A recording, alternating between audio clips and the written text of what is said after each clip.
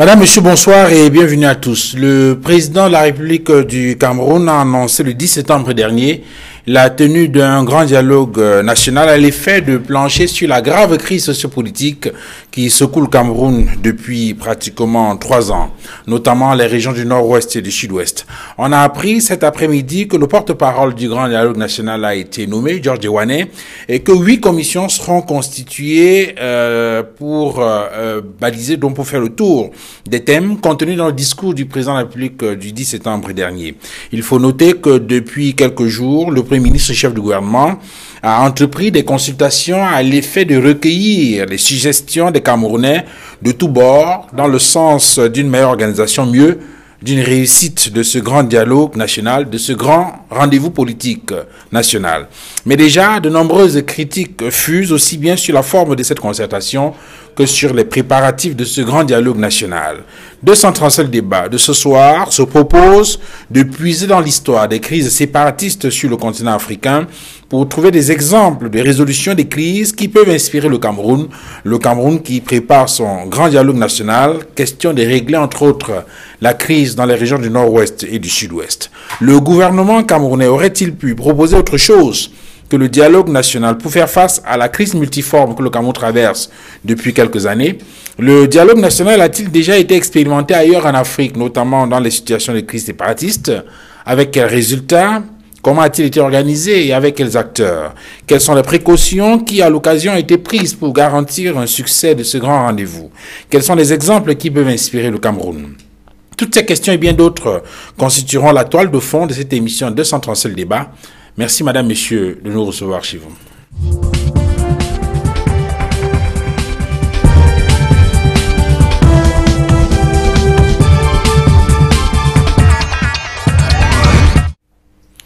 Sur le plateau de 237 débats ce soir, nous recevons le professeur Emmanuel Yenchou. Bonsoir. Bonsoir Duval. Merci infiniment d'être venu sur ce plateau. Merci de m'avoir invité. Alors, vous êtes professeur titulaire des universités et vous êtes en service à l'université de Boya depuis 1993, c'est bien cela? Oui, c'est bien. Alors, et aujourd'hui, vous êtes doyen de la faculté des sciences sociales et de gestion, c'est bien cela? Merci infiniment d'être venu sur ce plateau, professeur Emmanuel Yenchou. J'introduis également le docteur Bernard Bouguin. Bonsoir. Bonsoir Duval. Merci d'être venu. C'est moi qui vous remercie. Alors, si je dis que vous êtes juriste privatiste, ce n'est pas faux. Vous avez raison. Voilà. Mais je suis aussi juriste publiciste. D'accord, puisque vous avez une formation à l'École nationale de l'administration et de la magistrature. Oui. Infiniment merci d'être venu sur ce plateau. C'est moi qui vous remercie. Docteur Étienne Kenfak, bonsoir. Bonsoir Duval. Merci d'être venu. C'est un plaisir chaque fois. Voilà. Alors, j'aime bien indiquer que vous êtes enseignant, vous êtes chargé de cours assistant au département de droit public. Assistant, pas encore chargé de cours. D'accord. Ah oui, voilà. Au département de droit public, à la faculté des sciences juridiques et politiques de l'université de Douala. Tout à fait. Et il y a toujours ces références que j'aime bien rappeler sur des questions qui touchent essentiellement au droit constitutionnel, la vacance à la présidence de la République en droit constitutionnel au Cameroun, oui. L'autorité de la norme constitutionnelle au Cameroun, moi de 2A, ou encore le pouvoir constitutionnel au Cameroun, qui est ma thèse de doctorat. Merci infiniment d'être venu sur ce plateau, docteur Étienne Kenfak. Docteur Magloire Boumou, bonsoir. Bonsoir Duval. Merci d'être venu. C'est moi qui vous remercie pour l'invitation. Alors, vous êtes enseignant de sociologie politique, on peut le dire ici. De sociologie politique. Voilà. Et vous avez réalisé de nombreux travaux. Parmi lesquels un qui retient particulièrement mon attention, c'est la contribution de l'Église catholique au processus de démocratisation du pays. Oui, ok. L'Église catholique et le processus démocratique au Cameroun, c'est l'ouvrage que j'ai publié il y a 2 ans à Paris, aux éditions L'Harmattan. Je crois dans le cadre de votre Master 2. Bon, oui, c'était un travail de Master 2 qui a été poursuivi et pour la publication de cet ouvrage. Voilà. Mais je crois quand même que mes travaux de référence pour la thématique de ce soir ou pour l'actualité, c'est ceux qui portent sur les questions d'intégration. Je vais faire un article scientifique sur les questions, sur les particularismes bamileke et les stratégies d'intégration au Cameroun, où j'essaie de montrer en quelque sorte que les conduites particularistes ou particulières bamileke constituent en fait des formes de stratégies d'intégration dans le cosmopolitisme camerounais. Et ce soir justement, on peut dire que la question d'intégration est au cœur du débat.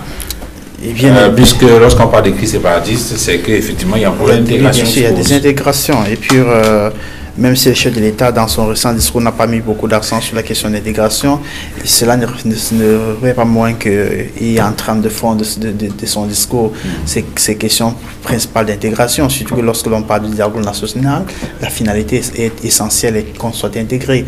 Surtout en contexte de séparatisme comme le nôtre, il est important que les questions d'intégration soient remises sur la table parce que nous avons une même république, on a un même État, nous avons une même nation et puis nous devons vivre ensemble. Alors je voudrais préciser que nous cherchons à nous inspirer davantage des cas africains de crise séparatiste pour voir comment est-ce que ces questions ont été réglées dans ces pays-là.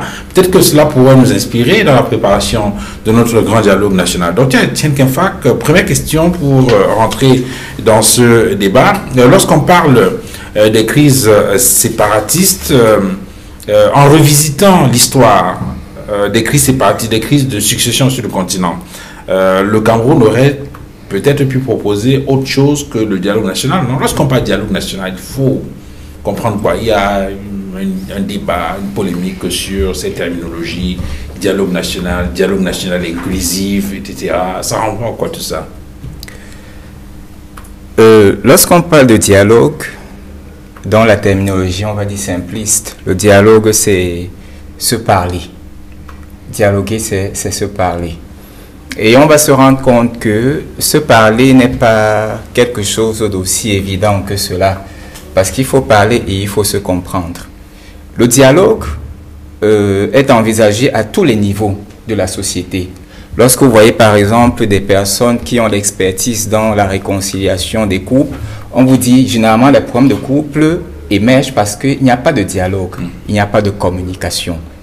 Donc le dialogue prioritairement n'est pas un mode de règlement de conflit, mais un mode de prévention de conflit. On se parle dans la famille, il y a des dialogues interreligieux, il y a des dialogues intercommunautaires, mais pour le cas qui nous intéresse ce soir, on parle de dialogue national, c'est-à-dire que nous ne sommes plus à une échelle locale, on n'est plus à une échelle réduite de deux communautés ou de deux religions qui se parlent, mais on est à l'échelle nationale. Et lorsqu'on parle de dialogue national, on est dans un processus politique. Un processus politique qui est généralement mis en œuvre pour résoudre de graves crises, pour résoudre des conflits qui ont plongé le pays dans une situation vraiment très difficile. Et au niveau, lorsqu'on parle de dialogue national, on se rend compte que ce dialogue peut être soit inclusif, soit exclusif. C'est-à-dire que... Et justement, ça a fait débat au Cameroun à un moment donné. Certains disaient non, le président de la République parle d'un dialogue inclusif. D'autres disaient non, il n'a pas utilisé l'adjectif inclusif, donc on ne saurait parler de dialogue inclusif alors que ce mot n'a pas été prononcé. C'est vrai que ce mot a été prononcé lorsque vous lisez le discours lorsque vous relisez, le discours du 10 septembre, le président dit bien que cette plateforme réunira les fils et les filles du Cameroun sans exclusif. Donc, le dialogue national qui a été convoqué est un dialogue inclusif parce qu'il pouvait être exclusif. C'est-à-dire qu'on pouvait décider que certaines personnes ne participeront pas à ce dialogue, à ce face-à-face, à cette concertation, à cet échange, à ce lieu de conciliabule, parce qu'on veut trouver un consensus, puisque l'essence du dialogue, c'est de trouver un consensus. Docteur Bouken, en revisitant donc l'histoire du continent africain, il y a peut-être des situations ou des exemples de crises qui ont marqué l'Afrique et qui pourrait peut-être nous inspirer en termes de recherche des solutions face à la crise séparatiste que nous vivons au Cameroun aujourd'hui.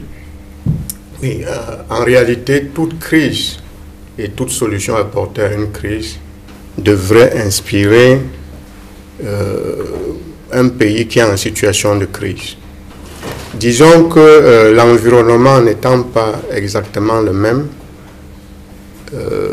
le système gouvernant n'étant pas le même, les acteurs n'étant pas les mêmes, on ne peut pas plaquer une solution qui a fait ses preuves ailleurs dans un autre pays en l'état. Il faudrait toujours adapter.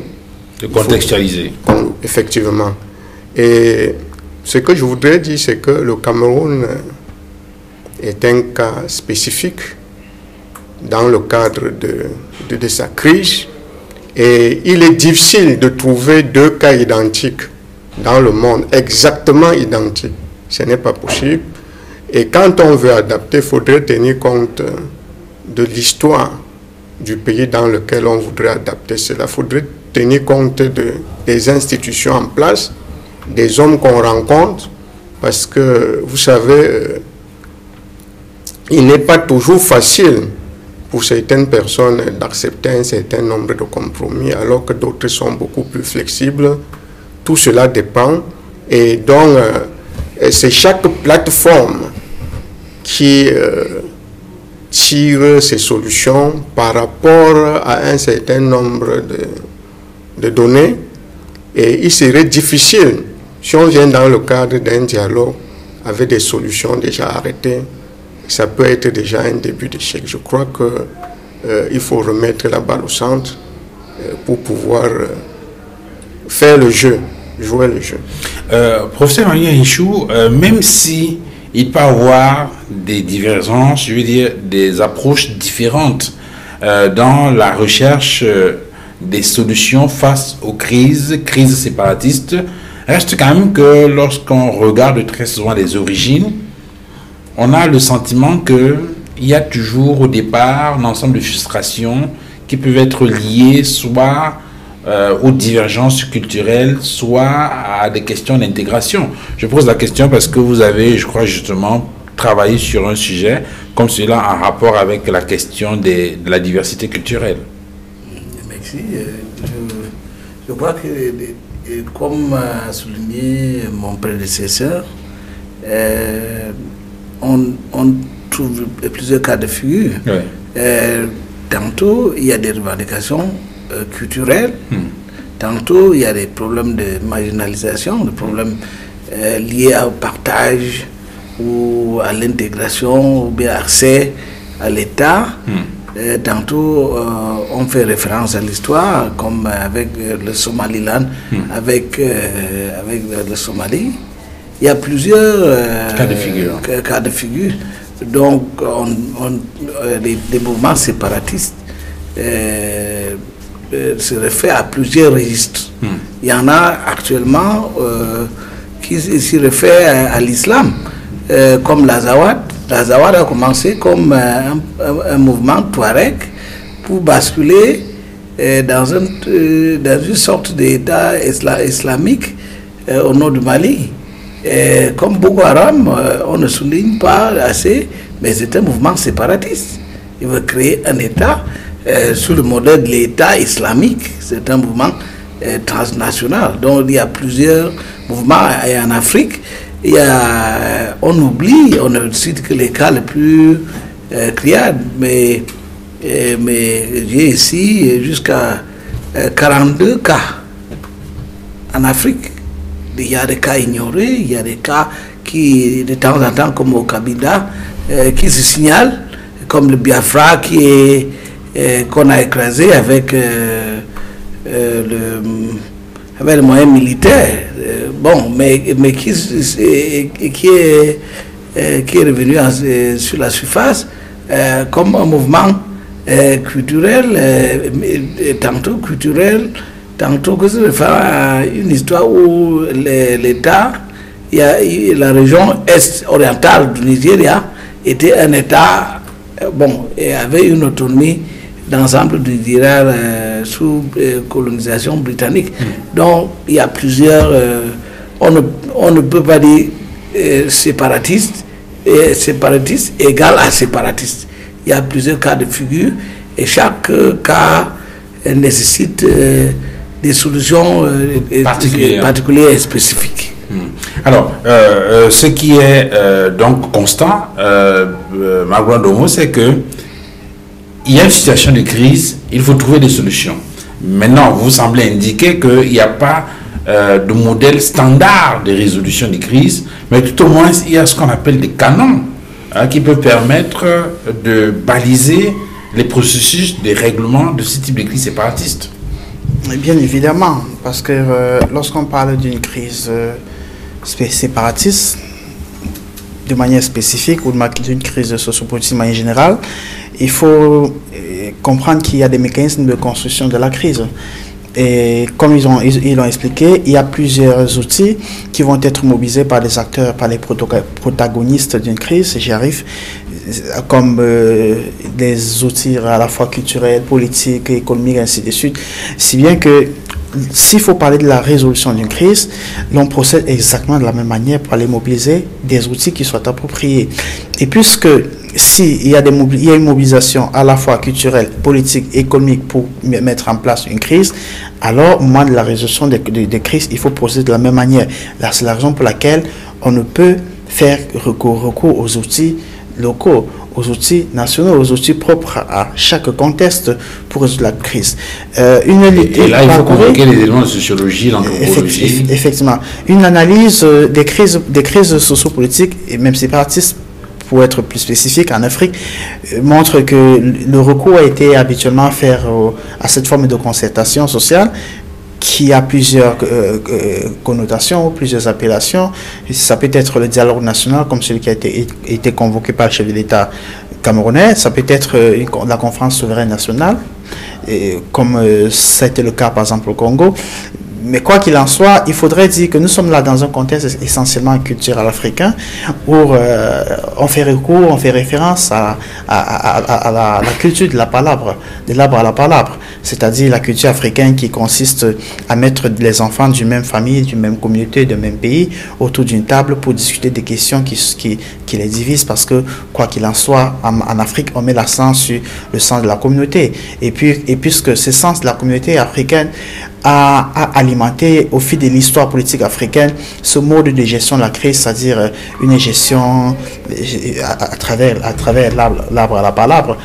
C'est essentiellement ce mode de gestion de crise qui est mobilisé ici, ce qui fait que lorsqu'on va parler du dialogue national ou lorsqu'on va parler de la conférence nationale souveraine, on va voir le contenu est essentiellement africain, contrairement aux autres pays où on va pas essentiellement. Nous avons cité quelques cas. On a par exemple le cas de l'Iran, on a par exemple le cas du Pays Basque, on a le cas du Canada, le cas des États-Unis. On va voir dans ces contextes que ce n'est pas nécessairement une conférence nationale qui a été mise en place, une conférence nationale qui a été mise en place. En Afrique, la conférence nationale souveraine, ou le dialogue national, ou le grand dialogue national qui est en quelque sorte la création du président de la République, la spécificité camerounaise, le grand dialogue national, a donc ce contenu de la culture africaine.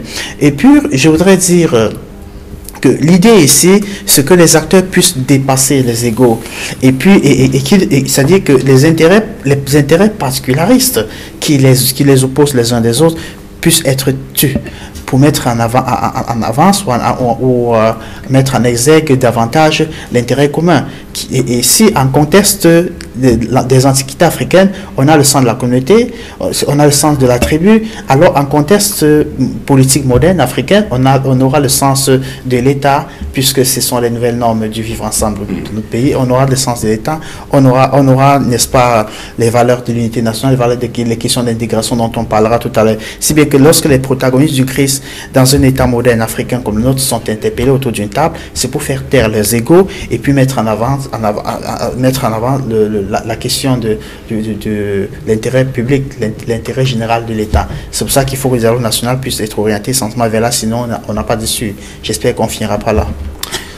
Docteur Etienne Kenfak, sur ces crises séparatistes, lorsque vous avez entendu parler du dialogue national dans le cadre du Cameroun, est-ce qu'il y a un ou deux exemples qui vous sont venus immédiatement à l'esprit dans le cadre des crises séparatistes en Afrique qui, selon vous, pourraient inspirer le Cameroun dans la préparation de son grand dialogue national?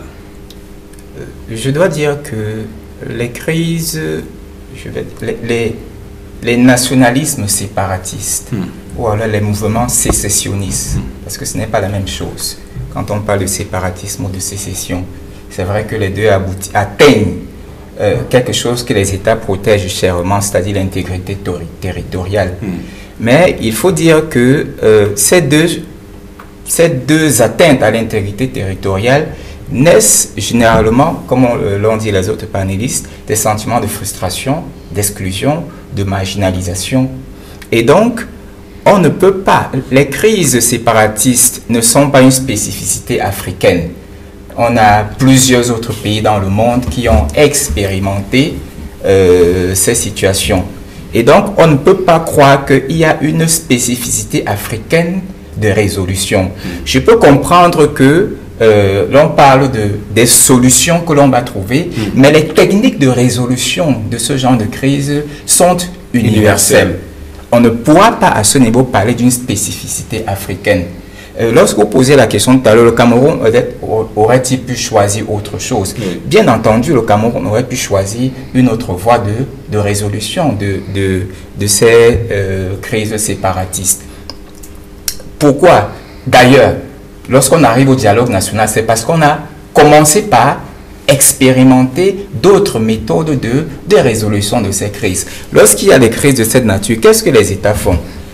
Certains commencent par réprimer les mouvements séparatistes. D'autres déploient la force armée pour maintenir l'intégrité territoriale. D'autres encore vont organiser un partage du pouvoir. On va appeler les principaux groupes dissidents et dire ok, on va diviser la présidence, il y aura 8 vice-présidents. On va donner tel ministère à tel groupe, tel autre ministère à tel groupe. Mais à long terme, ces solutions n'apportent pas la cohésion parce que la manière avec laquelle les États sont constitués aujourd'hui ne permet pas, en dehors des solutions d'inclusion, on parlait d'intégration tout à l'heure, de gérer les mouvements de sécession. Lorsqu'on regarde les exemples en Afrique, pour revenir à votre question, la sécession n'est pas quelque chose d'agréable. Aucun État n'a envie à un moment de faire sécession. Et donc, sur le plan africain, les exemples de sécession, entre guillemets, qui auraient réussi, sont aujourd'hui, je vais dire quoi, ne peuvent pas être pris en exemple. Regardez le Soudan du Sud aujourd'hui. Quelle est la situation du Soudan du Sud? C'est terrible. Il y a eu la sécession, on va dire, a réussi. L'Érythrée qui s'est séparée de l'Éthiopie, la sécession a réussi.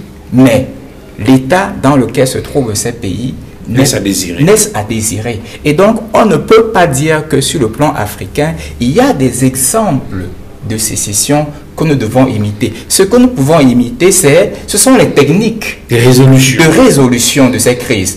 En dehors du dialogue, le dialogue, on peut dialoguer entre vous et moi, entre belligérants, c'est la négociation. On peut dialoguer avec quelqu'un d'autre au milieu de nous, c'est ce qu'on va appeler la médiation. Mais on peut maintenant dialoguer avec des parties plus larges. C'est ce qu'on a appelé le dialogue national. On a voulu, dans le cadre du Cameroun, ajouter large, non, plutôt grand débat national, précédé par de larges consultations, en espérant qu'on ne va pas se retrouver encore avec des problèmes de sémantique entre large et grand. Comme ça a été le cas au début des années 90, voilà. À l'heure de la tripartite, où on parlait davantage de la conférence nationale souveraine, voilà, qui a été remplacée par cette fameuse tripartite-là. Exactement. Professeur Emmanuel Nchou, vous vouliez compléter peut-être l'analyse du Dr Kinfak? Je crois qu'il y a plusieurs façons de régler le problème. Les pays occidentaux ont fait face aux mêmes velléités séparatistes, si on peut le dire. Avant d'arriver à la Corse, la France a eu un mouvement dans les années 50 avec la Bretagne. Mais il fallait des solutions du côté social. Réorganiser le territoire, approvisionner. C'est-à-dire, il y avait des mesures pour intégrer le pays sans avoir à s'asseoir sur une table. D'autres pays choisissent d'avoir la main forte pour dire l'État est fort, l'État peut résoudre comme ça. Mais il y a aussi des concessions. Dans le cas de l'Espagne, la Constitution espagnole a donné une large autonomie aux régions qui voulaient se séparer comme les Pays Basques et la Catalogne. Donc, il y a un large éventail de mesures. Le Cameroun a choisi une discussion autour des sujets qui fâchent. Parce que ces mouvements, pour arriver là, il y avait d'abord des problèmes, un contentieux historique. Un contentieux historique que les acteurs revenaient chaque fois qu'il y avait même un débat politique, soit lors des élections, soit à chaque moment ça revenait. Donc je crois que avant que le Cameroun arrive à cette solution, il y a aussi eu une pression extérieure et même intérieure. Les gens ont réclamé le dialogue et une discussion autour d'une table. C'est-à-dire, voici les problèmes que nous posons, voici comment on peut résoudre. Ces problèmes, on peut résoudre autrement que par la force. Donc c'est comme ça pour moi que je crois que l'État avait fait recours à ces mécanismes, parce que le mécanisme n'a pas suivi de nulle part. C'est parce que les gens réclamaient, la communauté internationale, les acteurs politiques nationaux, avec les qualificatifs, dialogue sans exclusive, dialogue sans préconditions, dialogue, peut-être il y a des gens qui posent des conditions, mais toujours était que sur le plan des acteurs politiques, il y avait un large consensus sur l'idée de dialogue.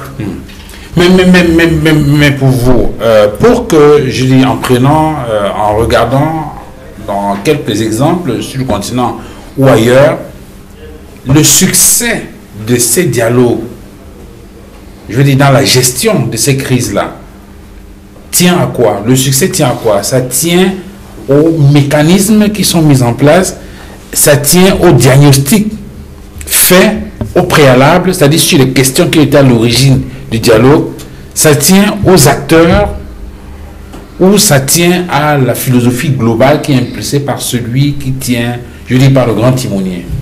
Non, est-ce qu'on parle du succès avant l'aboutissement du dialogue? On va mesurer, on va évaluer à la fin de la semaine. Bon, je ne parle pas forcément du cas du Cameroun, je veux dire des autres mécanismes. Oui, il y en a qui ont fait recours sur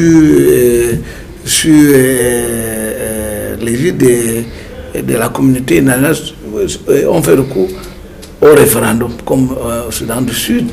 Il y en a qui demandent un référendum au Sahara occidental, et les protagonistes ne sont pas d'accord.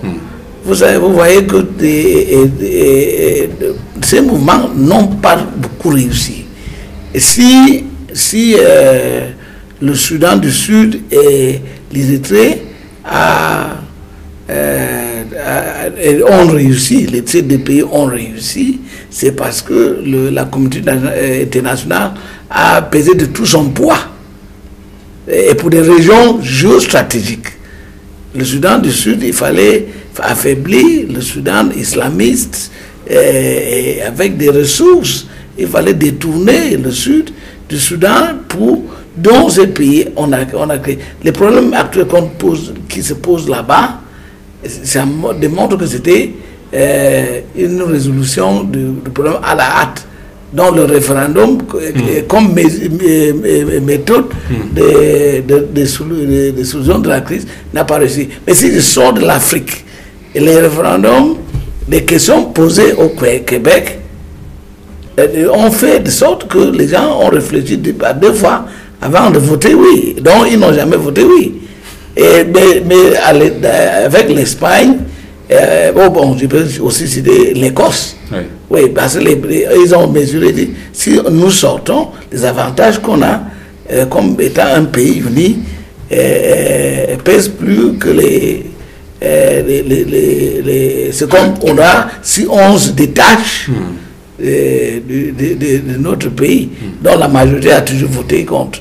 Mais la solution espagnole a beaucoup aidé à tempérer les ardeurs des séparatistes dans le Pays basque. Et bon, actuellement, on en parle un peu encore avec la Catalogne, mais c'est pas beaucoup. Et je crois que les Kurdes en Irak, leur solution d'une autonomie, toujours avec la main de la communauté internationale, a beaucoup résolu l'équation kurde. Et que la Turquie ne veut pas, une solution que la Turquie ne veut pas donner. Donc il y a un éventail de solutions qu'on peut donner. Certains réussissent partiellement. Et dans notre cas, je crois que c'est un problème de contentieux historique entre les protagonistes. Et les accords de Fumban, des promesses, bon, on connaît toutes ces choses. Je crois que c'est un temps pour revisiter, pour écouter des gens, pour parler. C'est pourquoi le dialogue est une formule qui est adaptée. Au lieu de dire, bon, on va faire ça avec les armes, on va s'entretuer pour rien. Il faut discuter et voir comment on peut résoudre les problèmes qu'on connaît. Si c'est l'autonomie ou c'est quoi, c'est entre nous qu'on va décider. Je crois que c'est ça, à mon esprit, comment je comprends ce dialogue. Dr Bernard Bouguin, sur les mécanismes de résolution des crises séparatistes sur le continent ou ailleurs, pour vous, les éléments les plus importants, c'est lesquels? C'est un bon diagnostic de la question, c'est le casting des acteurs ou c'est le modus operandi? Je voudrais d'abord préciser qu'il n'y a que deux modes de résolution des crises séparatistes. Il y a la solution militaire et la solution politique. Ça, c'est aussi le point de vue des Nations Unies. Et les Nations Unies souhaitent que soit privilégiée la solution politique. Et c'est dans le cadre de la solution politique qu'on peut parler du dialogue. Et je voudrais préciser que, en réalité, les deux modes, même dans beaucoup de pays, ont chevauché ensemble. C'est-à-dire que les gens commencent par les armes, ils finissent par la solution politique, où les deux vont même ensemble de pair. C'est-à-dire que pendant qu'il y a les armes, et en même temps les négociations, ainsi de suite. Pour revenir à votre question, pour ma part, j'avoue que je n'aurais pas souhaité qu'on dise que là où il y a eu sécession, il y a eu succès. Parce que la sécession, c'est un échec. Même les Nations Unies au départ ne souhaitent pas la sécession. Si vous prenez le cas de l'Érythrée, ou bien du Soudan du Sud, c'est parce que ça a duré pendant longtemps. On a eu l'impression que ça ne finira jamais. Plus de 30, près de 30 ans. Vous vous rendez compte? Et on a tout essayé, ça ne marchait pas.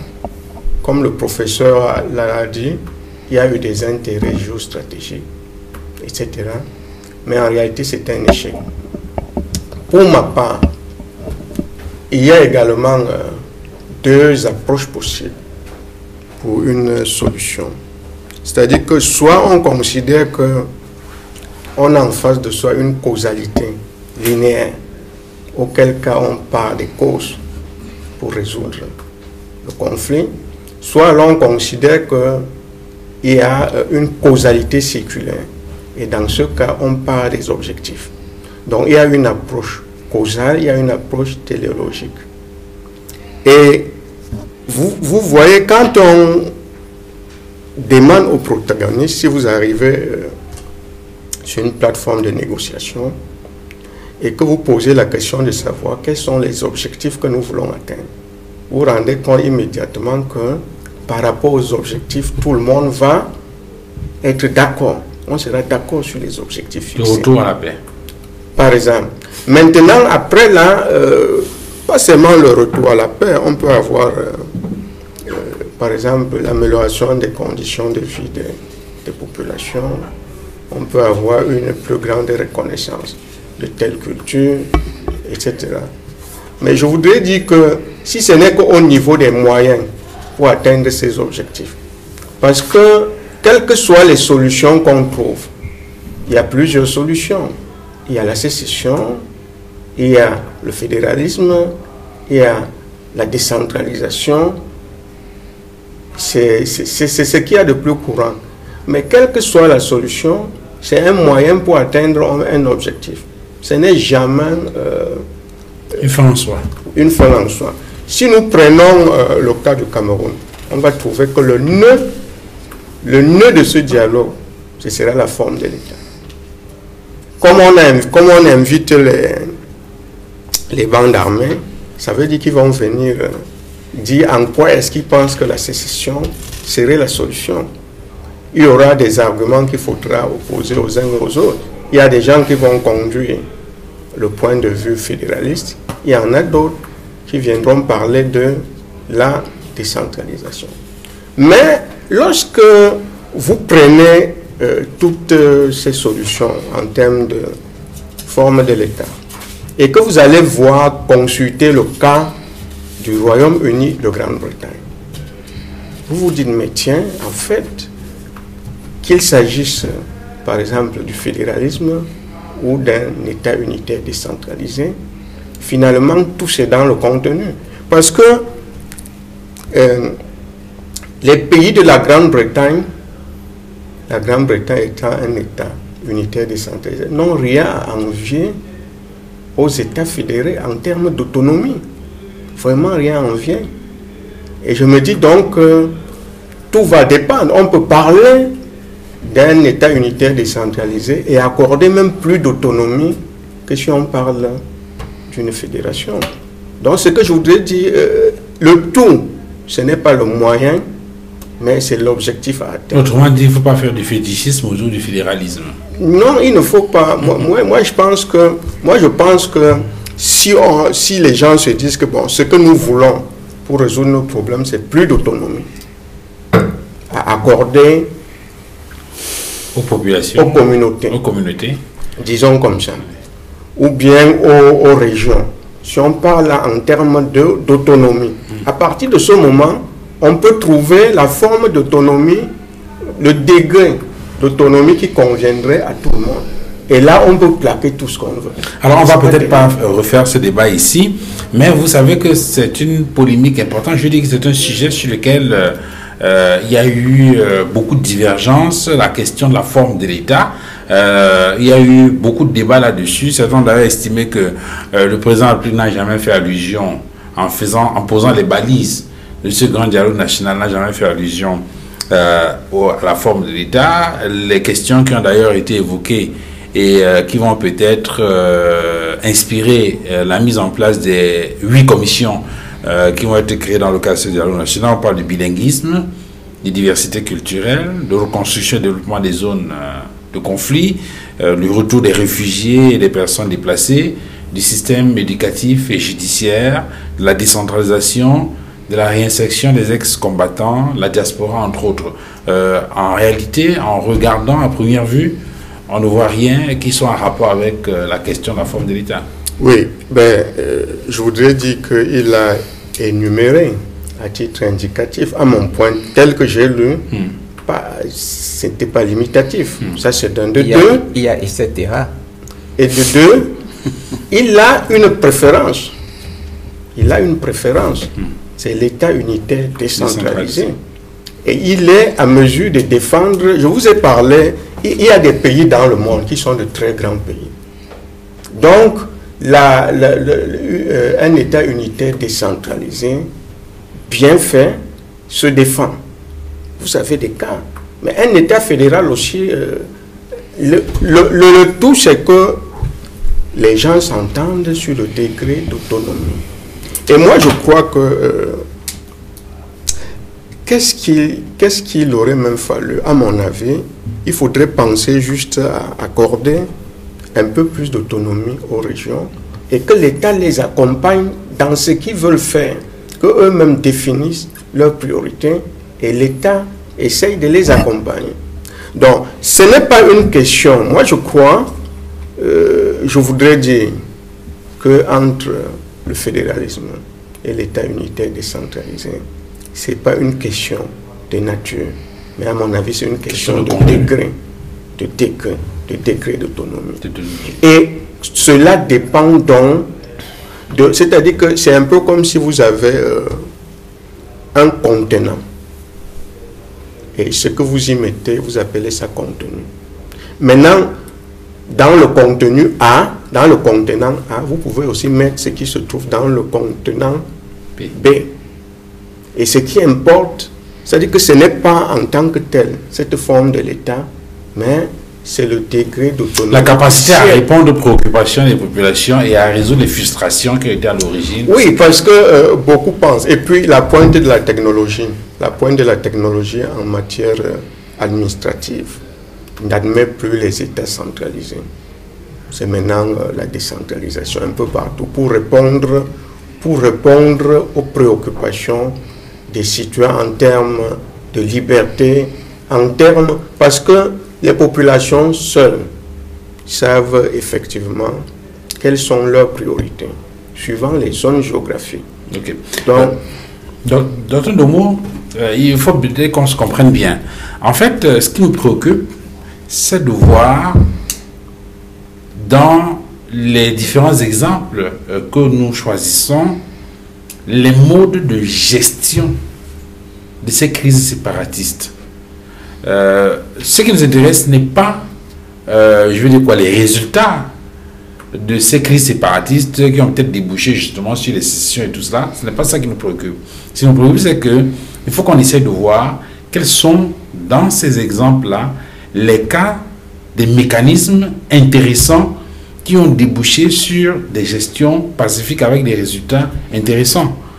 Même si ça a été le cas, même si ça n'a pas forcément été le cas de sécession, ou je veux dire, qui ont débouché sur la sécession, sur le séparatisme, c'est qu'on est en situation de conflit où vous avez des groupes, des bandes, des communautés qui estiment être marginalisées ou ostracisées et qui ont besoin donc de trouver une espèce de bouée de sauvetage. Et le dialogue ou la conférence, je ne sais pas comment vous appelez ça, intervient dans le sens d'apporter des solutions. Je voudrais juste préciser pour la gouverne des spectateurs que c'est cela qui nous intéresse dans le cadre de cette émission ce soir. Très bien. Et avant de vous répondre, je reviendrai pour réagir à l'intervention du docteur Kinfak, qui parlait tout à l'heure de l'universalité des modes de gestion. Je voudrais bien préciser qu'il n'entendrait pas par là qu'il n'y ait pas d'ancrage socio-culturel de la gestion des conflits. Ou que non, puisque ce n'est pas possible. Tout acte de gestion d'une crise étant essentiellement sociologiquement ancré, culturellement ancré, dans l'univers dans lequel on se retrouve. Mais je comprends sa préoccupation parce que ce qu'il voudrait mettre en exergue, c'est que on ne peut pas privilégier certains modes de gestion de la crise, même lorsque elles tendent à ne pas s'y à la réalité. Parce que mettre davantage l'accent, et j'ai réfléchi dessus dans le cadre d'un article que je suis en train de faire depuis quelque temps, lorsqu'on met davantage l'accent sur la question du dialogue national, en Afrique, le dialogue national ou la conférence souveraine nationale en Afrique, il y a un problème, et je m'inscris dans sa vision parce que lorsqu'il parle de l'universalité de la gestion des crises, c'est qu'il y a un certain nombre d'exigences pour que l'on sorte des gestions de crise. Et si vous prenez le cas des gestions de crise qu'on a eu dans les pays suscités, notamment dans les autres univers sociopolitiques, notamment européens ou américains, on peut y constater qu'il y a des mécanismes institutionnels qui ont été mis en place. Et là, c'est vrai, ce sont des États bien constitués.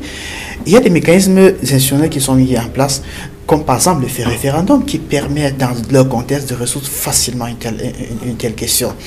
Il y a les mêmes mécanismes institutionnels qui sont mis en place et qui peuvent permettre de pouvoir pallier facilement à certains mécontentements ou à certaines velléités sécessionnistes qui se mettent en place et qui peuvent également permettre que des concessions soient facilement plus faites, soient faites de manière plus facile pour que l'on sorte de l'impasse. Or, dans notre contexte, à analyser en profondeur la question du dialogue souverain, du dialogue national ou de la conférence souveraine nationale dans notre contexte, il s'avère que nous sommes en quelque sorte dans la recherche, davantage dans la recherche du consensus.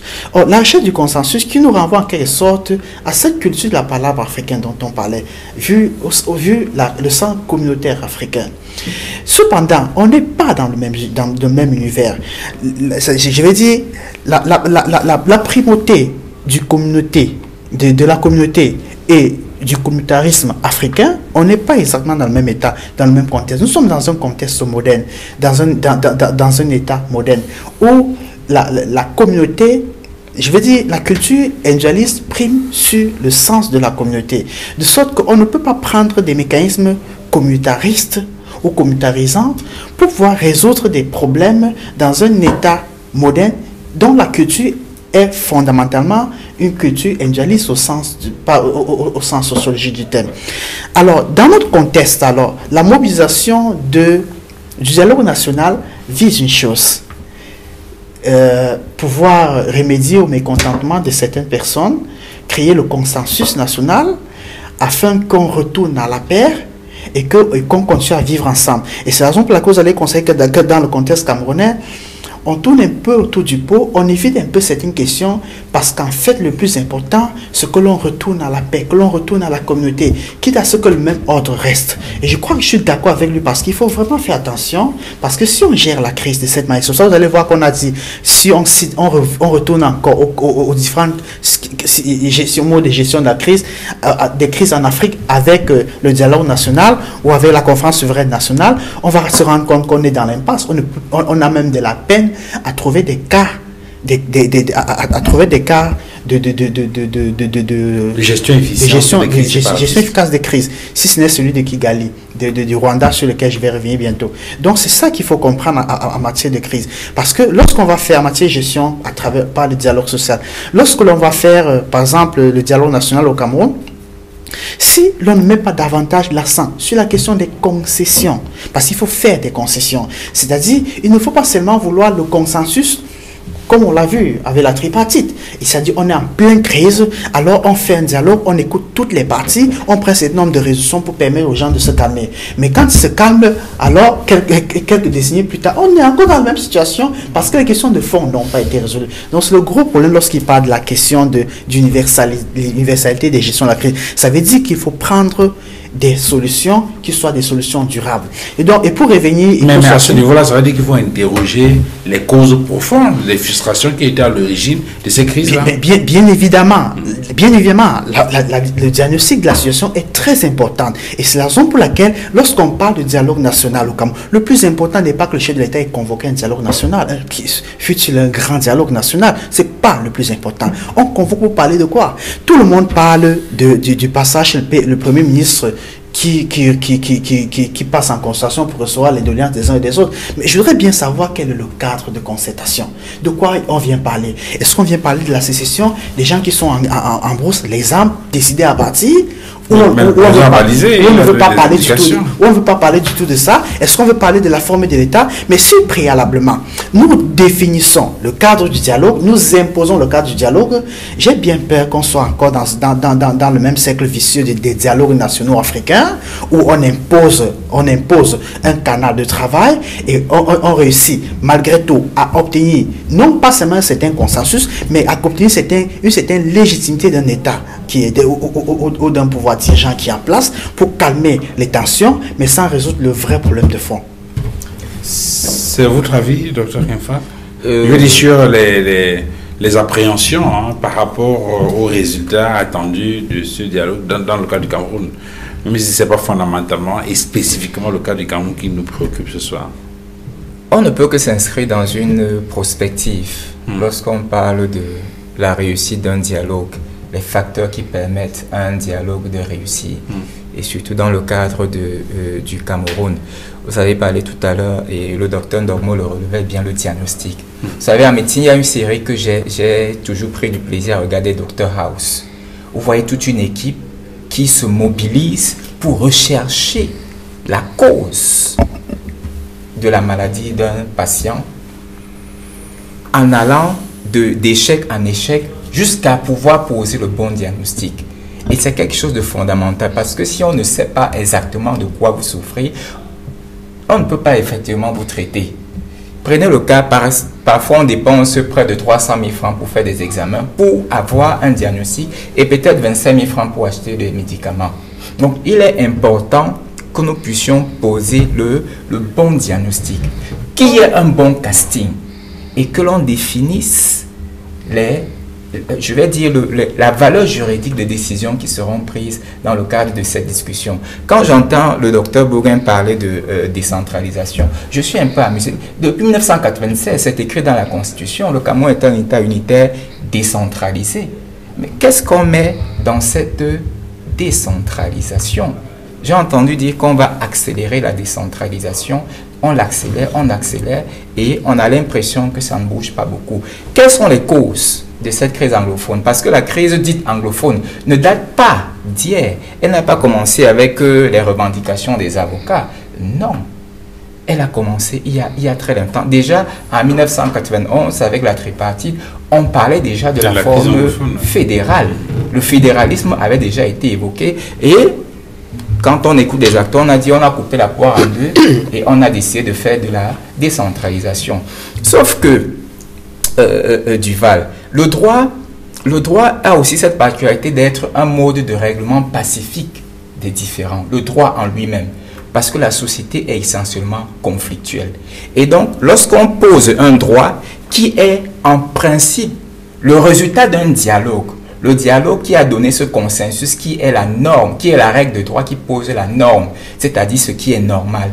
Et qu'on se retrouve à un moment ne respectant pas la norme, c'est-à-dire ne mettant pas effectivement en place la décentralisation qui a été appliquée. Parce que lorsque vous écoutez les acteurs, on vous dit il faut mettre rapidement en place la décentralisation. Si on avait mis en place la décentralisation, ça veut donc dire que dès le départ, ce qui avait été l'objet d'un consensus, si on peut le dire ainsi, parce que la Constitution de 1996, elle apparaît après les premières élections pluralistes, et vous savez que à l'Assemblée nationale, au Parlement, le RDPC, qui était minoritaire au sortir des élections, a pu constituer des alliances avec le MDR et l'UPC pour avoir une majorité. Pour s'octroyer une majorité lui permettant d'avoir avec l'UNDP qui était le parti d'opposition à ce moment-là. Voilà la composition du Parlement qui va nous donner la Constitution du 10 janvier 1987 dans laquelle on parle de la décentralisation.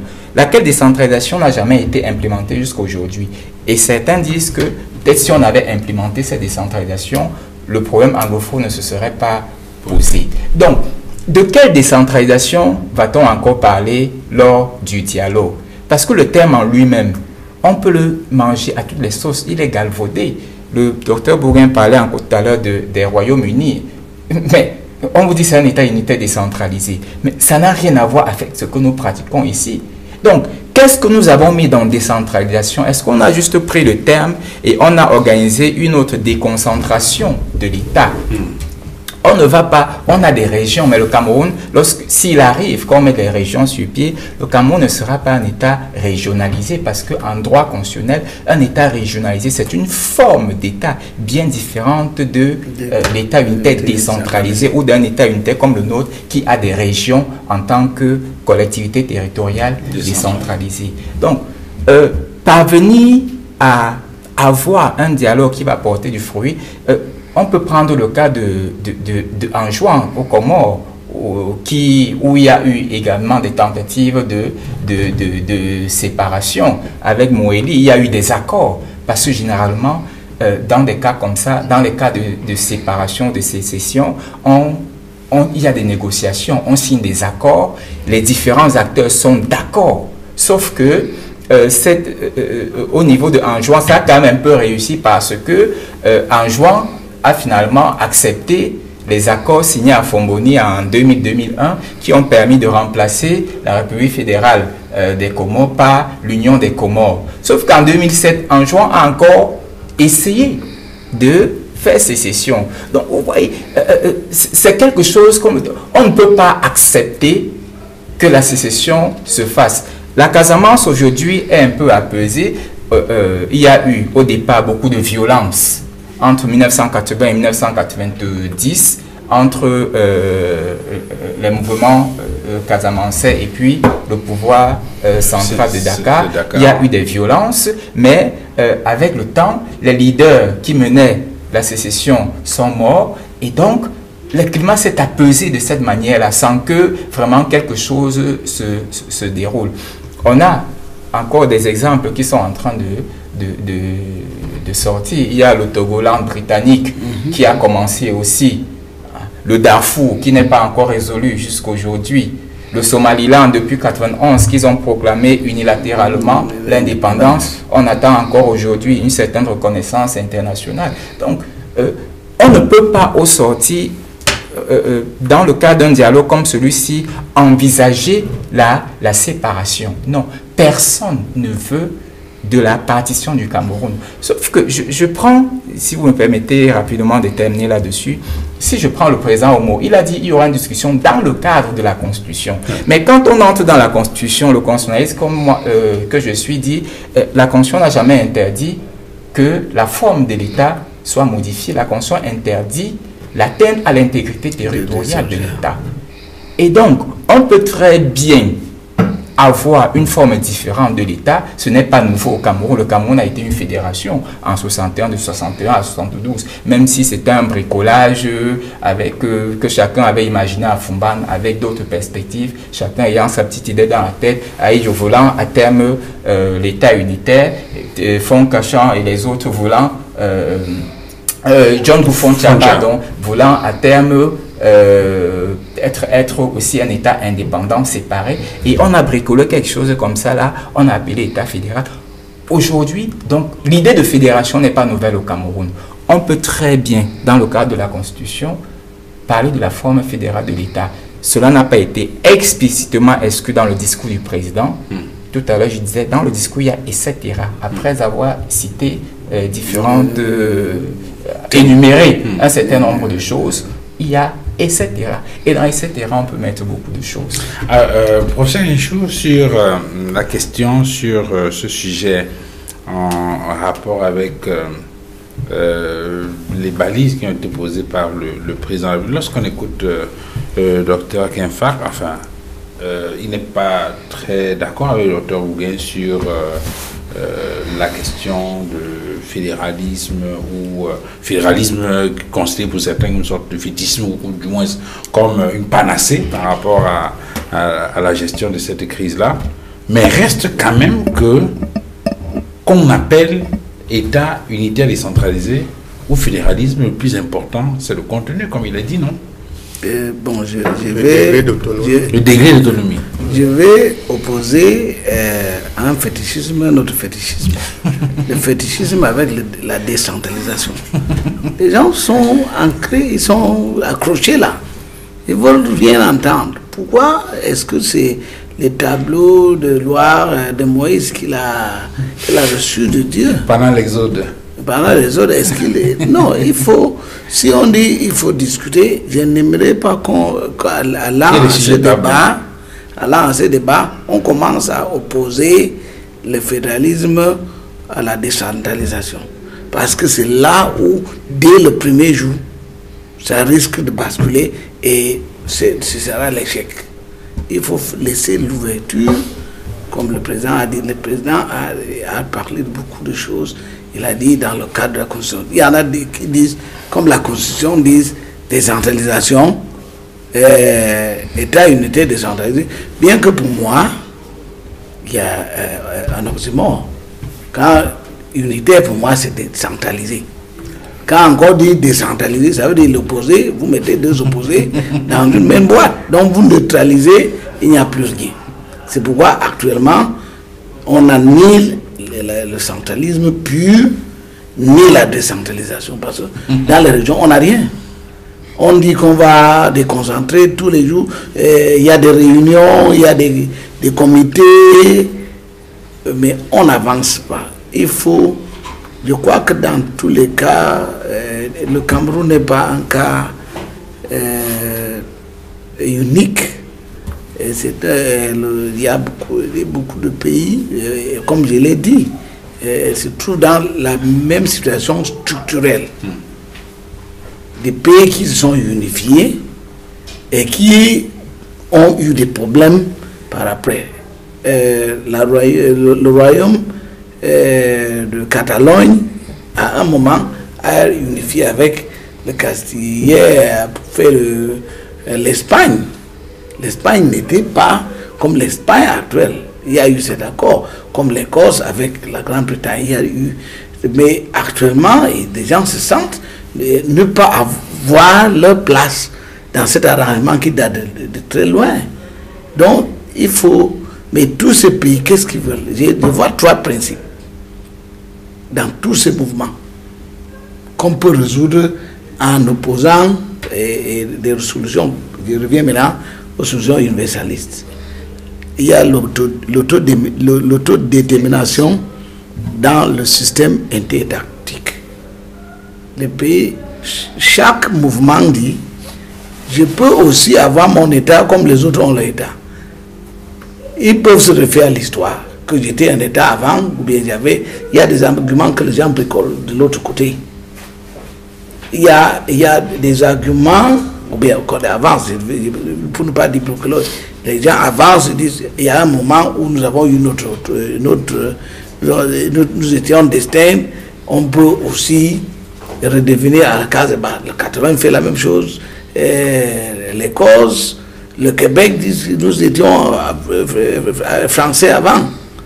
Donc, ils veulent l'autodétermination. Mais dans le système actuel, les nations ne veulent pas l'autodétermination comme ça. Sinon, tous les pays vont s'éclater. Même les grands pays, il y a 28 cas ici. Même les grandes puissances sont dans cette situation. Donc, qu'est-ce qu'ils disent? Ils opposent l'autodétermination interne.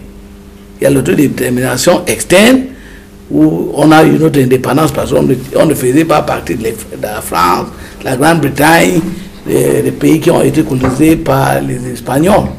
Donc, on dit, bon, vous n'étiez pas partie de nous, on peut vous donner votre indépendance sur le plan légal. Mais actuellement, on dit, non, ils sont un peu hésitants.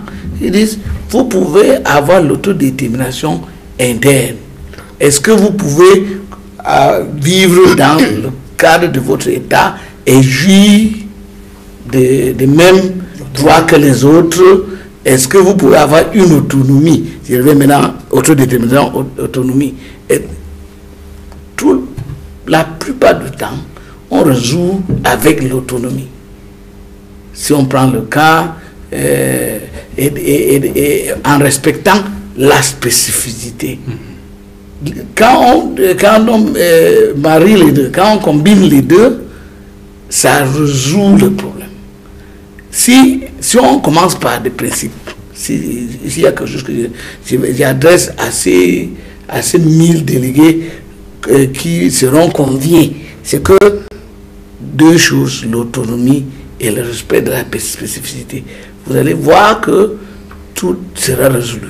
Mais si on se pose des modèles, parce que dans le modèle britannique, il y a des provinces, comme l'Irlande du Nord est une province, les autres ont leur parlement. Il y a des statuts différents, assez différents composants. Quand ils vont à la Coupe du Monde, ils vont comme des pays. Et quand ils vont l'UEFA, ils ont leur drapeau. Oui, ils ont leur drapeau. Est-ce que c'est ça qu'on veut? Si on se réfère à ce modèle, quel est le modèle qu'on voudra? Il faut discuter, comme le président a dit qu'il va convier aussi les intellectuels. Il faut que les intellectuels clarifient ou éclaircissent ces débats. Non pas sur le plan, parce que je vois déjà, il y a des intellectuels qui disent non, on n'a pas parlé on n'a pas de cadre constitutionnel, donc décentralisation. Vous les fédéralistes, il y a beaucoup de fédéralistes. Et eux, les Américains ont dit, les fédéralistes sont dans la majorité. Je ne sais pas comment ils sont arrivés là-bas, mais ils sont dans la majorité. Vous voulez frustrer ces groupes alors qu'ils sont modérés. Il faut voir comment il faut faire un trade-off. Un donner et le recevoir, give and take. Si on fait comme ça, pour régler des problèmes qui fâchent et résoudre quelques problèmes spécifiques. Parce que dans les quartiers, les communautés vivent ensemble. À Douala, ici, il y a on me dit quelque part, il y a un quartier anglophone, à Bamenda anglophone, des quartiers, les gens vivent avec leurs frères, ils se disent frères. Comment se fait-il que sur un autre plan, ça ne marche pas? On peut résoudre l'autre plan pour qu'on continue à vivre ensemble. Pour moi, il y a trois choses. L'autodétermination, mais comme le système international est contre, ils refusent pour des raisons parfois stratégiques, parce que c'est un pays qu'ils ont épaulé et sont basculés dans le désordre. Oui, ils refusent de donner l'autodétermination externe. Parce que si les grands pays étaient impliqués, on serait dans une autre situation aujourd'hui. L'autodétermination interne. Comment vous voulez assurer cette autodétermination interne? C'est-à-dire au sein de la même communauté politique. Et comment va-t-on respecter la spécificité?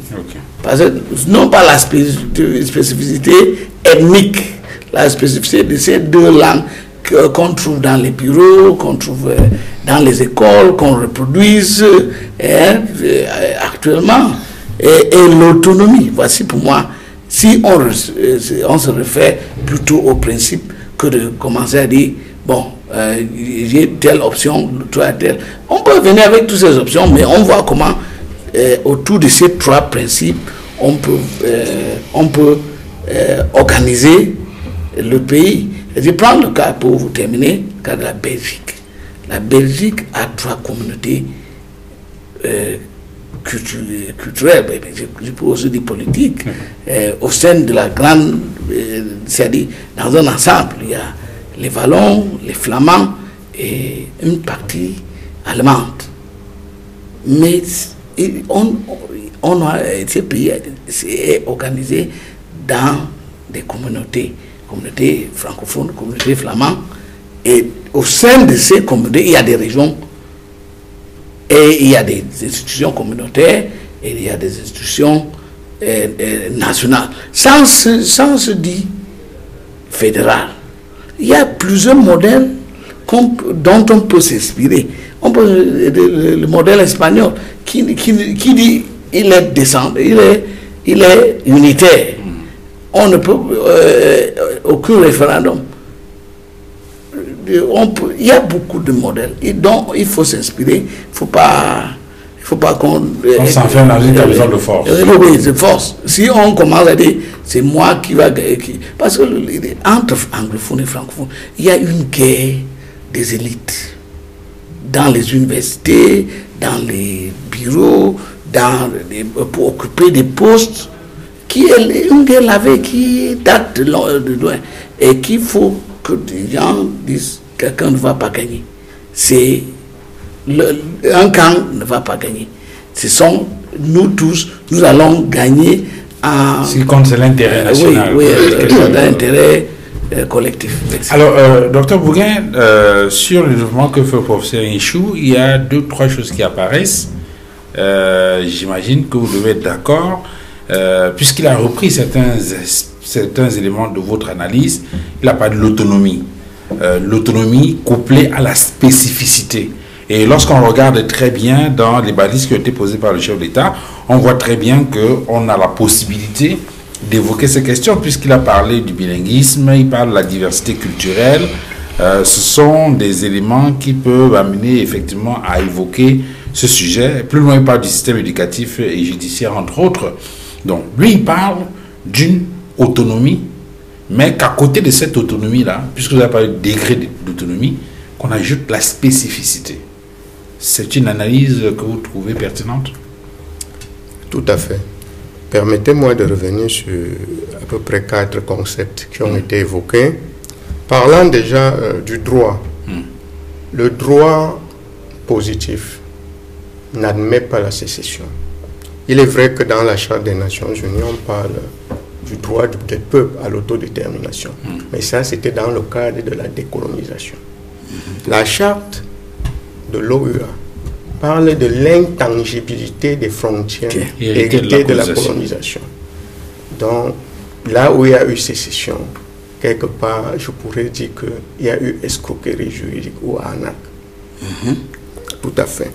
Bon, maintenant... oui, et le droit des peuples à disposer... C'est dans le cadre de la colonisation, c'est dans le cadre de la décolonisation qu'on a parlé du droit des peuples à disposer d'eux-mêmes. Inspiré de la charte de 1941, c'est bien ça. Du droit des peuples à disposer d'eux-mêmes.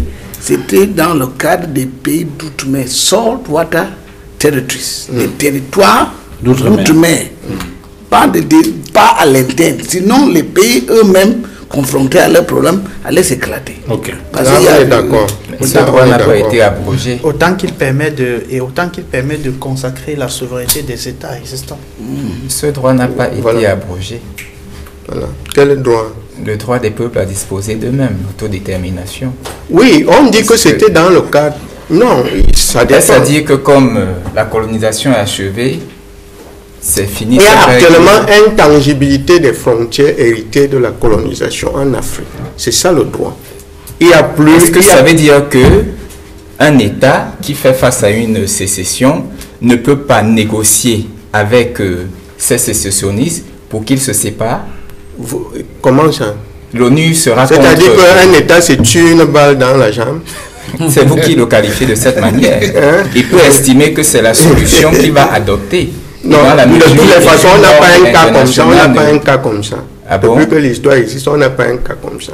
C'est toujours quelque chose... C'est un peu comme un divorce qui fait très mal. C'est quelque chose de l'Érythrée s'est pourtant séparée. En venant, l'Érythrée s'est séparée de l'Éthiopie. Après la guerre, et puis ça a été imposé. Ça a été imposé. Bon, maintenant je reviens sur certains termes. Lorsqu'on parle en sciences sociales de diagnostic, c'est une erreur. On ne parle de diagnostic que dans le cadre des sciences expérimentales. Pourquoi? Parce que là-bas, on a affaire à ce qu'on appelle la causalité linéaire. Il y a des situations de cause à effet. C'est-à-dire que dans les mêmes conditions, les mêmes causes produisent les mêmes effets. Mais pour ce qui est des sciences sociales, la complexité est telle que la causalité est forcément liée, forcément circulaire. Ça veut dire qu'on se retrouve dans le cas de figure où on ne sait pas qu'est-ce qui est la cause, qu'est-ce qui est l'effet, ça s'imbrique, c'est circulaire. Par exemple, on ne peut pas savoir si c'est la poule qui est la réalité première ou si c'est l'œuf qu'a pondu la poule qui est la réalité première. Dans un cas où il y a ce genre de complexité, où tout s'imbrique, où les interactions n'ont pas de bout, où c'est circulaire, qu'est-ce qu'on fait? On ne recherche pas les causes, c'est-à-dire qu'on ne part pas du passé pour revenir au présent, mais on part du présent vers le futur, c'est-à-dire qu'on cherche à connaître quels sont les objectifs. Ça veut dire que dans le cadre d'un dialogue, ce qui va intéresser les gens comme méthode, ce n'est pas de faire un diagnostic, mais ce serait de voir quels sont les objectifs qu'on veut atteindre. Quels sont les objectifs qu'on veut atteindre. À partir des objectifs, on se demande quels sont les meilleurs moyens d'arriver à ces objectifs. Parce que imaginez-vous une crise comme celle que nous connaissons. Chacun a sa raison pour laquelle, par exemple, en ce qui concerne les groupes armés, si vous allez là, vous allez même trouver qu'il y a des malades mentaux qui ne savent même pas pourquoi ils vont dans ce genre de choses-là. Donc, c'est une situation tellement complexe qu'on va se perdre si on recherche les causes pour guérir tout à partir des causes. C'est-à-dire qu'il ne faut pas regarder en arrière. Il faut regarder vers l'avant pour caricaturer. Maintenant, je reviens sur le grand dialogue en lui-même. Il faut savoir que le grand dialogue, c'est une thérapie. Dans le cadre des guérisons psychiatriques ou psychanalytiques, ce qui se produit, c'est qu'on donne la possibilité à l'autre de vider son subconscient. Parce qu'on a affaire à une maladie, là où nous en sommes, là, il y a une animosité telle que les gens sont malades. Quand vous voyez comment on enterre une femme vivante, comment on égorge, vous sentez que ces gens ont besoin de se vider de leur colère. Donc on donne la possibilité à quelqu'un de parler, on l'écoute. Et en même temps qu'il parle, on le coach. On le coach pour l'aider à se projeter dans l'avenir par rapport à un certain nombre d'objectifs. Nous sommes là dans le cadre du dialogue, on appelle ça aussi un processus de coaching. C'est-à-dire qu'on t'amène à parler déjà dans le cadre d'une thérapie. Elle peut être, si on appelle vraiment les échantillons représentatifs. Avec pour finalité la recherche du consensus. Mais nous ne sommes pas, mais bien sûr, le consensus étant la guérison. La guérison. Pas nécessairement. Oui, qu'est-ce que je voudrais dire? Je voudrais dire que vous avez affaire à un être humain. Et l'être humain a ce qu'on appelle son subconscient, sa conscience, son inconscient. Et quand il se présente là, vous avez devant vous un être humain, ce n'est pas la carapace que vous voyez là qui constitue l'être humain. Il est au-delà de cela. Il est une âme vivante. Il est un esprit. Donc, quand vous travaillez là-dessus, c'est-à-dire que vous lui permettez de dire exactement, parce que si c'est superficiel, beaucoup de choses vont rester enfouies.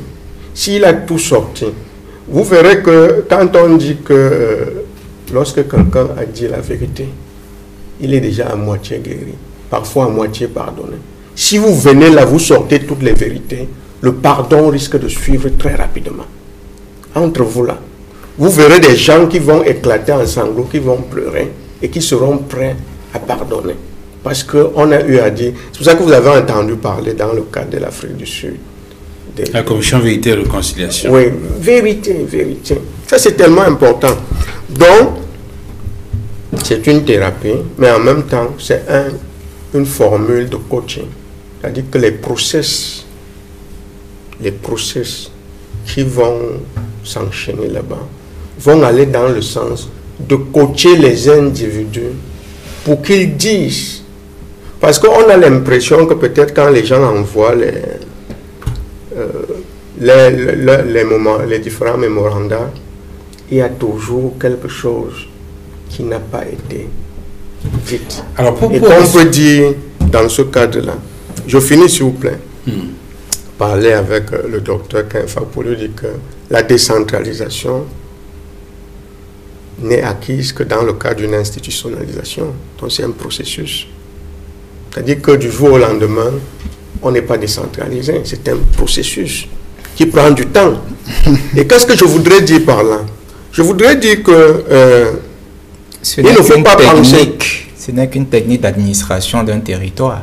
Oui, il ne faut pas penser. C'est différent de la fédération qui a un mode de partage du pouvoir. Non, donc, quand vous dites un processus, un processus qui s'inscrit dans quoi? Ce que ça commence où et ça finit où? Ce que j'explique, c'est que pour mettre en place une décentralisation, ça prend le temps que cela devra prendre. De quelle décentralisation parlons? De la décentralisation au Cameroun? Parce que c'est une notion juridique décentralisation, ce n'est pas le Cameroun qui l'a créée.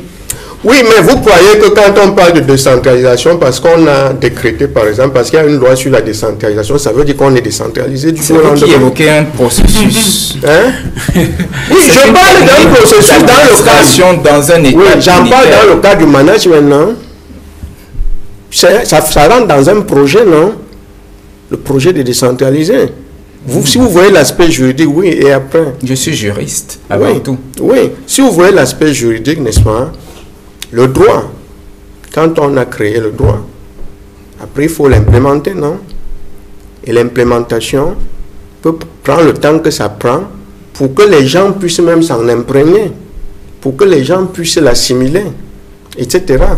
Donc je voudrais dire que même si demain, on dit que nous entrons dans le cadre de la fédération, la fédération américaine, telle que on perçoit cette fédération aujourd'hui et que les gens en rêvent, on ne peut pas plaquer ça au Cameroun. Mais qui en rêve? Et ça donne... Dr Bougan, qui rêve de la fédération américaine? Je ne dis pas vous.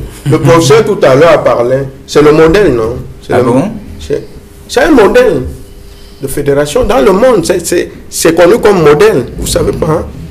Alors, je voudrais qu'on sorte de l'émission avec une question qui va peut-être tenir lieu de conclusion en même temps. Messieurs, nous avons regardé quelques cas de crise séparatiste sur le continent.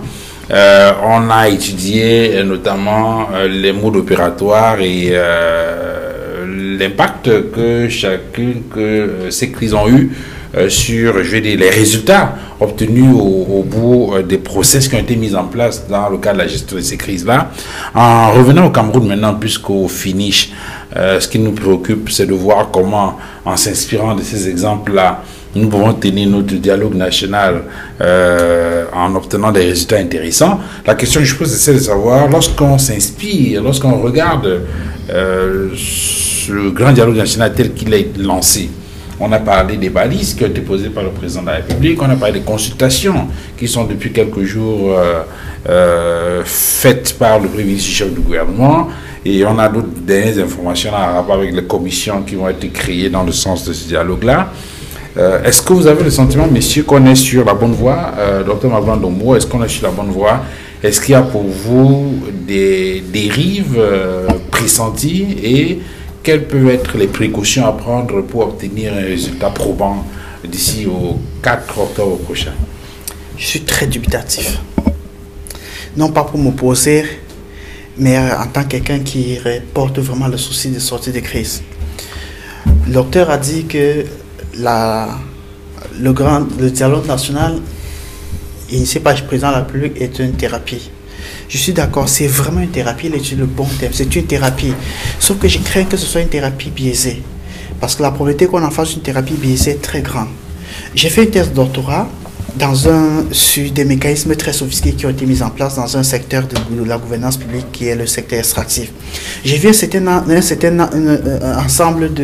nombre de mécanismes de gouvernance, de gestion des ressources extractives, dont la finalité a été non pas de résorber la question de la malédiction des ressources engendrées par une mauvaise gouvernance des ressources pétrolières minières, mais davantage de créer un consensus pour que les gens ne créent plus les guerres et les mésententes autour de ces questions. Mais sauf que là où on est arrivé, au bout du compte, c'est qu'après 20 ans, pour ne prendre le cas du Cameroun, d'une gouvernance des mécanismes de concertation, de consultation mis en place autour de ces questions de gestion publique, on a eu le même résultat. C'est-à-dire où est parti l'argent du pétrole, on ne sait pas. Pourquoi les populations des régions d'extraction sont toujours sous-développées, vivant dans une précarité à outrance malgré 20 ans, 30 ans de mécanismes de concertation, de consultation des populations riveraines, mais parce que la finalité des mécanismes de gouvernance mis en place était unique, créer le consensus pour que les gens ne fassent plus la guerre autour des ressources. Je crains fort bien que la question de la gouvernance, la question du dialogue national, du grand dialogue national convoqué par le président de la République ne soit encore la même chose, c'est-à-dire une montagne qui accouchera au bout du compte du souris, parce que nous risquons vouloir à tout prix montrer aux yeux du monde, non, ne venez pas, je veux dire à la communauté, ne venez pas, nous gérons la situation. Nous risquons amener ceux qui sont dans des situations de crise, de mécontentement, de port des armes, nous risquons créer la thérapie, puisqu'il n'a vraiment pas... Et c'est exactement ce que nous sommes en train de faire. Amener les gens à s'exprimer pour se libérer, mais sauf qu'on ne résout pas le problème de fond. Et puis demain, c'est-à-dire, on a près de 30 ans bientôt après la tripartite, nous sommes en pleine crise. Nous risquons, après le dialogue, retrouver encore la paix, mais devant 2 décennies après, on retrouve la même situation parce que le vrai problème n'a pas été résolu. Or, le vrai problème, c'est lequel? L'autonomie. Des catégories de citoyens, à travers des formes de collectivités territoriales mises en place, voudraient vraiment prendre en main la gestion des biens qui sont les leurs. Si le dialogue ne porte pas essentiellement sur cette question, on ne résout aucun problème. Dr Kinfack, sur les précautions qu'il faut peut-être prendre dans le cadre de l'organisation de ce dialogue-là pour qu'on obtienne des résultats intéressants à la fin, au regard des mécanismes, je veux dire, des préparatifs tels que c'est parti, il faut être optimiste. Je pourrais partager le sentiment du docteur Ndogmo au regard de l'actualité. Quand vous entendez les plaintes sur la constitution, des délégations qui vont à la primature, des leaders d'opinion qui se plaignent, des hommes politiques qui se plaignent de ce que... Une sorte de caporalisation de l'opération par le RDPC, le parti au pouvoir. Dans un processus comme celui-là, il est important, à mon sens, de donner des garanties de confiance, de construire la confiance, de telle manière que ceux qui iront à ce grand rendez-vous, comme disait Maître Akere Mounaye, je crois bien, au sorti de là, aient le sentiment d'avoir participé à quelque chose d'historique. Parce que nous sommes à la croisée des chemins. Le président a dit, il n'y a pas que la crise anglophone, parce qu'elle a affecté, ou alors elle a mis en lumière beaucoup d'autres mal-être qui couvaient dans l'ensemble du pays. Et donc il est important, au-delà de l'autonomie, je suis d'accord, lorsque le professeur Yeshua il parlait de l'autodétermination interne, l'Éthiopie l'a prévu dans sa constitution.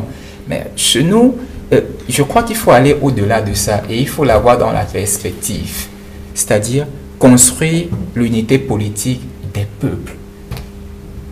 Rien ne nous dit que si, au sorti de là, on est d'accord avec la fédération, que dans 20-30 ans, que l'un de ces États fédérés ne veuille faire à ce moment sécession et non pas séparation, parce qu'on ne sera plus dans un État unitaire. Donc je crois qu'il est important que des garanties soient données. Les groupes armés qui viendront participer à cette garanties de sécurité. Il faut créer un climat de confiance de telle manière que les gens n'aillent pas en se disant tout est joué d'avance ou alors tout a déjà été décidé, mais qu'on y aille avec le sentiment que nous sommes les acteurs qui allons décider de ce qui adviendra de notre pays. Il s'agit pas seulement de dire la paix, parce que quand on dit l'objectif c'est la paix, mais quelle paix? La paix des braves, la paix du dictateur, ou alors la paix durable, qui implique qu'il y ait de l'éthique dans la politique, qui implique que les droits, les populations, on leur reconnaisse les droits sociaux, les droits économiques, que l'on ait une vue assez large de ce pays pour dire que la nation ne se décrète pas. La nation doit être construite et elle doit être construite avec le consentement de l'ensemble de la population. Que ce vivre ensemble devienne une réalité. Récemment, permettez-moi de citer cette actualité ou ce fait divers. Il y a un militaire qui a agressé une enseignante dans la région, dans notre pays. Qu'est-ce que des événements comme ça sont légion, sont devenus monnaie courante dans notre... Quelles sont les valeurs sur lesquelles on va fonder notre pays? Quelles sont les valeurs du Cameroun? Il est important que à ce grand rassemblement des Camerounais, sans exclusif, selon ce que le président a dit, des rassemblements des fils et des filles de ce pays, que l'on pose les bases d'un Cameroun dans lequel il fait bon vivre. Docteur, professeur Emmanuel Nchou, pour sortir de l'émission. Oui, je veux faire quelques remarques. L'État, en commençant par le fait que l'État camerounais pouvait procéder autrement. Oui. À la sortie de la guerre du Biafra, l'État nigérian, vainqueur, n'a pas pour autant dit, bon, comme je suis vainqueur, je vais faire comme je veux. Mais ils ont décidé à créer pas une décentralisation poussée, mais un fédéralisme poussé. Parce qu'au début, il y avait 3 régions, 4 régions, et puis on est à 36 États. Donc le problème qui existait entre le nord, l'est et l'ouest s'est estompé. Actuellement, le nord n'est que fictif. Le Boko Haram est une émanation certains leaders du Nord à jouer sur la religion. Donc l'État pouvait aussi faire une réforme donc si la volonté de l'État, avec la volonté de l'État, on peut avoir... Donc, et même là, avec ces pourparlers ou ces dialogues, on le nomme n'importe comment, parce que le dialogue, ça veut dire deux parties, et qu'on le nomme comment, l'État peut aussi donner des gages à ce qu'on peut faire des réformes qui vont plaire à ceux qui se plaignent. La communauté internationale pouvait préconiser d'autres mécanismes. Cette affaire de dialogue, je l'ai entendu de plusieurs puissances et même des Nations Unies, avant que le président ne parle du dialogue. Ce n'est pas le président qui a parlé en premier lieu. Mais je crois qu'ils doivent aussi peser de tout son poids à ce que les résolutions soient faites. Les acteurs des politiques pouvaient chercher d'autres moyens, mais ils ont aussi entré dans la chorale de dialogue. Mais maintenant que le dialogue est venu, ils posent des préconditions, tout ça. Allons là, il faut qu'ils aillent là-bas négocier leurs préconditions ou quoi que là-bas. Et ils ont décidé autrement, il faut négocier la paix. Il faut négocier la paix parce qu'il y a d'autres qui disent qu'on va continuer à faire la guerre. Il faut que les gens négocient la paix. Pour ceux qui sont des belligérants sur le terrain, il faut qu'ils négocient la paix, que ce soit du côté de l'armée, comme l'armée est invitée, il y a l'État derrière l'armée, il y a des finances. Mais il faut penser à long terme. Il ne faut pas penser aux solutions immédiates. Si les gens disent, je vais gagner la discussion là-bas, vous gagnez pour le moment, mais les gens sortiront non pas satisfaits.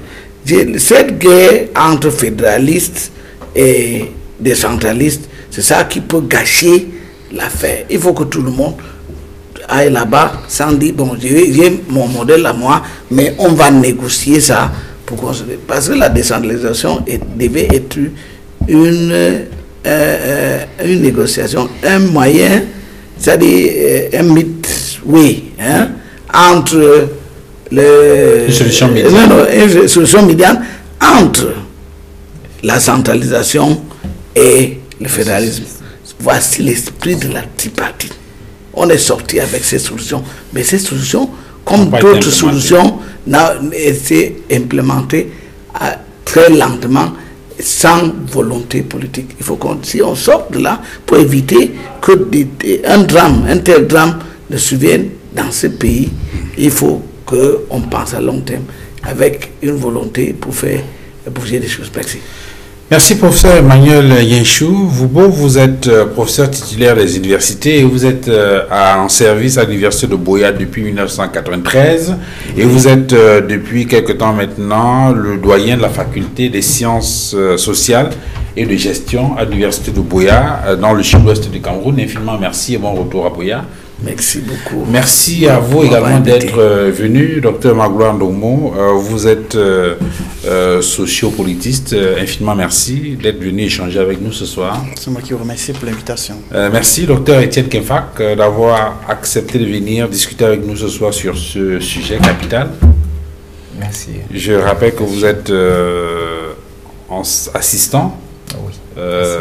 Enseignant assistant donc à la faculté des sciences juridiques et politiques de l'université de Douala au département de droit privé. Droit public, pardon. Merci infiniment d'être venu, docteur Bernard Bouguen. Je vous remercie beaucoup. Si vous pouviez me permettre de placer un dernier mot. En quelques secondes, puisque la réalisation... Oui, lorsqu'on regarde tout ce que nous avons étudié, là, il y a une tendance lourde. C'est que toutes les sécessions, dans tous les États où il y a eu des sécessions qui ont éclaté, il y a toujours des velléités sécessionnistes dans tous ces États, quelles qu'aient été les solutions, sauf aux États-Unis. En plus, les États qui ont vraiment obtenu leur sécession, cette sécession-là, par exemple au Soudan du Sud, il y a encore guerre, en Érythrée, il y a encore des remous entre l'Érythrée et l'Éthiopie. où est-ce que je veux en venir? Je veux dire qu'il faut avoir peur des extrémismes. Okay. Parce que ce sont les extrémistes qui posent problème. Ils n'ont pas la flexibilité qu'il faut pour atteindre un certain compromis. Et s'il n'y a pas de compromis, les gens ne peuvent pas véritablement. Très bien. Merci, Dr Bernard Bouguin, d'être venu. Merci à vous, Madame, Monsieur, d'avoir suivi cette autre livraison de 237 débats. Je vous souhaite une excellente soirée et à la semaine prochaine. Au revoir.